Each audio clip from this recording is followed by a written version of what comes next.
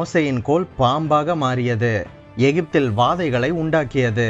அதுபோக இந்த கோலை வைத்து கன்மலையை அடித்தபோது இஸ்ரவேலருக்கு தண்ணீரும் பாய்ந்து வந்தது என்று யாத்திராகமம், எண்ணாகமம் மற்றும் ஏசாயா புஸ்தகத்திலும் நாம் பார்க்க முடியும். கழுதையின் பச்சை தாடை எலும்பு.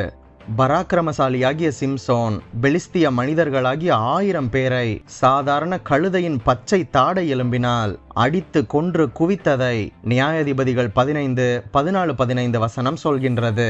இந்த சம்பவத்தில் மண்பானைகள் உடைக்கப்பட்ட போது பலம் வாய்ந்த மீதியானியரின் சேனையே தோற்கடிக்கப்பட்டதை பற்றி நியாயாதிபதிகள் 7:16-25 பார்க்கின்றோம். எலிசா வெட்டி போட்ட மரக்கொம்பு.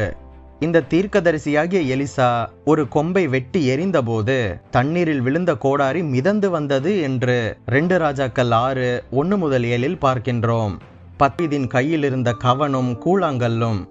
வாலிபனாகிய தாவீது பெலிஸ்திய வீரனாகிய ராட்சதனாகிய கோலியாத்தை கவன் கல்லால் நெற்றியில் படும்படி எரிந்து அவனை கீழே விழத்தள்ளி பின்பு அவன் பட்டயத்தாலேயே அவனை வெட்டி கொன்று போட்டதை பற்றி 1 சாமுவேல் 17:40-54 பார்க்கின்றோம்.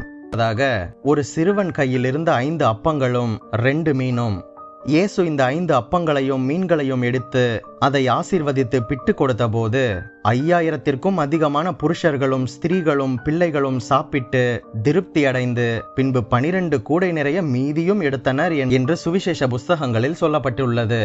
19 எலிசாவின் சால்வை. எலிசா தன் சால்வையை முறுக்கி யோர்தான் நதியிலே அடித்தார். அப்பொழுது தண்ணீர் 2 பக்கமாக பிரிந்தது என்று 2 ராஜாக்கள் 2:7-8 பார்க்கின்றோம்.